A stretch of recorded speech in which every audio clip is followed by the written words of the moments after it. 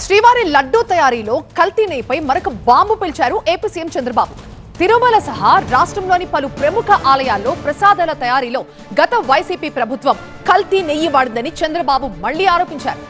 Bathroom శుభ్రం చేయడానికి ఉపయోగించే రసాయనాలతో తయారైన నెయ్యిని ప్రసాదాల కోసం వినియోగించారని ఆయన చేసిన వ్యాఖ్యలు మరొకసారి సంచలనం రేపాయి. ఈ ఆరోపణలు ఆధారాలు లేని మాటలు కాదని, ఎన్డీడీబీ నివేదిక ఆధారంగానే తాను మాట్లాడుతున్నారని సీఎం స్పష్టం చేశారు. గత 5 ఏళ్లుగా అదే విధంగా కల్తీ నెయ్యితోనే ప్రసాదాల పంపిణీ జరిగిందని, శ్రీశైలం ఆలయంలో కూడా ఇదే పరిస్థితి కొనసాగిందని ఆయన చెప్పారు. సిబిఐ సిట్ క్లీన్ చిట్ ఇచ్చినట్లు వైసీపీ నేతలు మాట్లాడుతున్నారని, కల్తీ జరిగినట్లుగా సిట్ రిపోర్ట్లో ఉందని వైవి సుబ్బారెడ్డి అంగీకరించారని చంద్రబాబు అన్నారు. వాళ్లు తప్పు చేసి తనను క్షమాపణ చెప్పమని కోరుతున్నారని, తానేం తప్పు చేశారని క్షమాపణ చెప్పాలంటూ ప్రశ్నించారు చంద్రబాబు.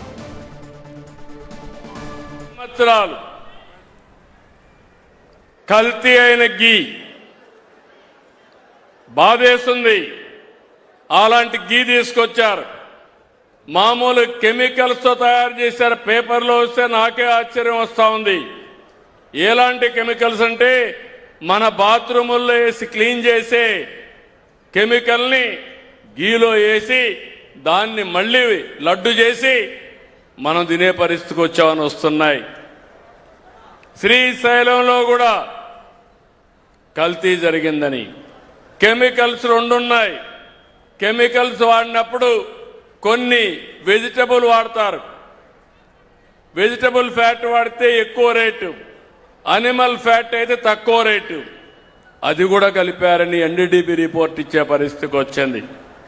నిన్నే మాట్లాడాడు, సిబిఐ ఇచ్చింది, సిట్ ఇచ్చింది, ఏమీ లేదని చెప్పింది అని అంటాడు. వాళ్ళ బాబాయ్ నిన్నే మాట్లాడతాడు, సిట్ చెప్పింది కల్తీ ఉందనింది, కానీ ఎనిమల్ ఫ్యాట్ లేదని మాట్లాడతాడు. నేను మాట్లాడలేదు. నేను ఎందుకంటే ఒక భక్తుడిగా చెప్తున్నా, నేను కూడా మాట్లాడకూడదు. వెంకటేశ్వర స్వామి పవిత్రత కోసం అని ఆలోచించాను. అసోసియేట్ ఎడిటర్ ఈశ్వర్ ప్రస్తుతం లైవ్ లో జాయిన్ అవుతున్న మరింత సమాచారంతో. ఈశ్వర్, తిరుమల లడ్డు ఘటన రాజేసిన మంటలే ఇంకా చల్లారలేదు. ఇప్పుడు మళ్ళీ శ్రీశైలంలో లడ్డు తయారీలో కూడా ఆ ప్రసాదంలో కూడా కల్తీనే కలిసిందని మరొక బాంబు పిలిచారు సీఎం చంద్రబాబు. ఏంటి ఎపిసోడ్ ఎటు టర్న్ అవుతోంది? ఎగ్జాక్ట్లీ, గతంలో రాష్ట్రంలో రాజకీయాల అభివృద్ధి సంక్షేమం చుట్టూ జరిగాయి, కానీ ప్రస్తుతం దేవాలయాలు, ప్రసాదాలకు సంబంధించిన పవిత్రమైన ప్రసాదాల చుట్టూ రాజకీయాలు జరుగుతున్నాయన్నట్టుగా అర్థం చేసుకోవాల్సిన నేపథ్యం. ఎందుకంటే తిరుపతి లడ్డు వ్యవహారం పెద్ద ఎత్తున దుమారం లేపింది. రాజకీయ పార్టీల మధ్య ఆరోపణలు దాటి అది ఒక రాజకీయ వ్యూహంలో భాగంగా మారింది అన్నట్టుగా 2 పార్టీలు అదే ఆ వ్యవహారాన్ని కేవలం ఒక విమర్శగానో ఆరోపణగానే కాక దాన్ని సుదీర్ఘకాలం కొనసాగించే ఆలోచనతో ఉన్నట్టుగా అర్థం చేసుకోవచ్చు. అందుకే దీనికి సుదీర్ఘమైన ప్రణాళిక కూడా పన్నుతున్నారు. నిన్న ఏకంగా కూటమి పార్టీలు సమావేశాన్ని ఏర్పాటు చేసుకుని దీన్ని ప్రజల్లోకి బలంగా తీసుకోవడానికి అవసరమైన కార్యాచరణ కూడా రూపొందించుకున్న నేపథ్యం.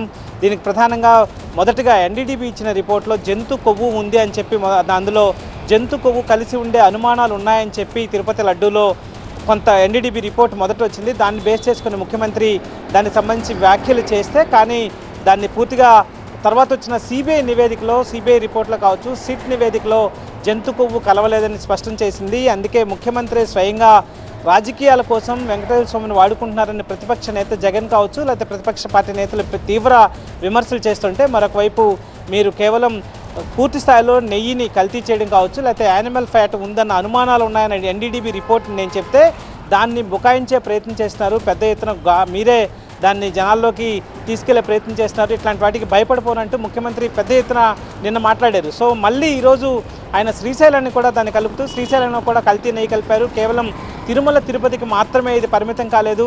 2022 మే నుంచి 2023 జూన్ వరకు ఈ నెయ్యి దాదాపుగా 15 కోట్ల విలువ చేసే 3,50,000 కేజీల నెయ్యిని శ్రీశైలంకి కూడా వినియోగించారు. అందులో కూడా దాంట్లో మెడికల్ దానికి సంబంధించిన ఎన్డీడీబీ ల్యాబ్లో చేసిన టెస్టుల్లో దాన్ని చూస్తే కొంత కెమికల్ కంటామినేషన్ జరిగింది. టాయిలెట్స్ క్లీనర్స్ని అందులో వాడారు అన్న నివేదిక వచ్చింది. దాంట్లో ఆ మేరకు సిట్ రిపోర్ట్లో కూడా వాటిని పేర్కొన్నారు. అంటే వాటిని టాయిలెట్ క్లీన్ చేసే హార్పిక్ లాంటి వాటితో ఆ ప్రసాదాల లడ్డూ తయారు చేసే నెయ్యిని వాటితో మిక్స్ చేసి వాటితో ప్రసాదాన్ని తయారు చేశారు. అవి హిందూ ధర్మ పరిరక్షణకి ఇబ్బంది కలిగించే విధంగా, హిందూ మత విశ్వాసాలకి విఘాతం కలిగించే విధంగా గత ప్రభుత్వం వ్యవహరించిందని చెప్పి పెద్ద ఎత్తున ముఖ్యమంత్రి తీవ్రస్థాయిలో ధ్వజమెత్తే ప్రయత్నం చేస్తున్నారు. ఇది కేవలం కింది స్థాయి ఉద్యోగుల తప్పు వల్ల జరిగింది కాదు, ఇది ఉద్దేశపూర్వక కుట్ర. ఇది హిందూ మత విశ్వాసాల మీద దెబ్బతీసే చర్యగా తెలుగుదేశం పార్టీ కావచ్చు, తెలుగుదేశం పార్టీ అధినేత ముఖ్యమంత్రి